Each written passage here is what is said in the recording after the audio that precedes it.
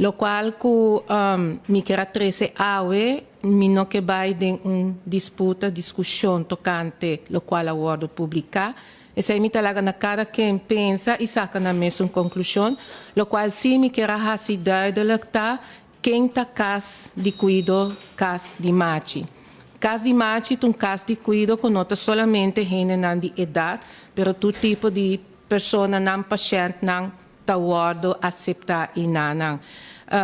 Lo qual que me quer bisa, me quer trazer par de pontos não para me por explicar pueblo e comunidade e tudo isso não que está escutando com procedura tá. Procedura tocante para o meu hospital.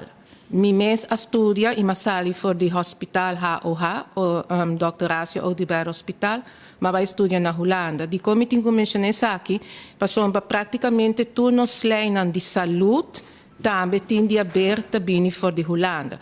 Tem lei que se chama Wet Geneeskundige Behandeling Overeenkomst, me também expliquei no papiamento, na onde o paciente tem arreglo, tem trato, tem overeenkomst com o doutor, com o especialista.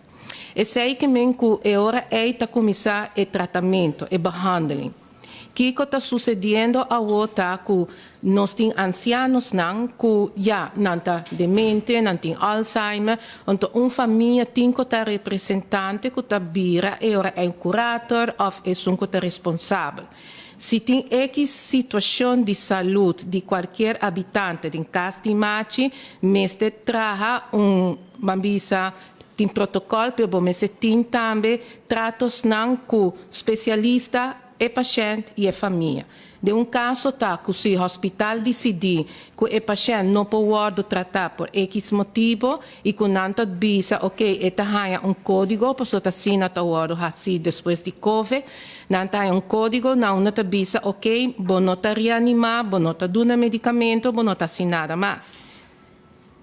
Caso de cuido está vor uit, pero botin que bote por escrito, tem certas proceduras não que caso de cuido de machi tá hasi tá, para mim especialista ou doctor tem que chamar família, tá chama representante de caso de machi, bambisa si na hasi emerdia, mi tabai como voluntário, então inang e doctor tá indica que tá bira e diagnose e prognose de paciente. Per il paziente e la famiglia. Se sta stop di una behandeling, dus tratamento na il paziente, perché non tem, bambisa non sta baiendo bom e il trattamento, invece di vai di lante, sta vai mais para trás, e ora è il doctor sta bisa bosnanza per abbandonare un cuido na nível que é por durante mais, não donando behandeling, por exemplo, me dou exemplo, diálise paciente. Nós temos bom trato com o Dr. Koch e com o seu time de diálise. Ora, paciente não está guardando diálise mais, porque diálise, em vez de vai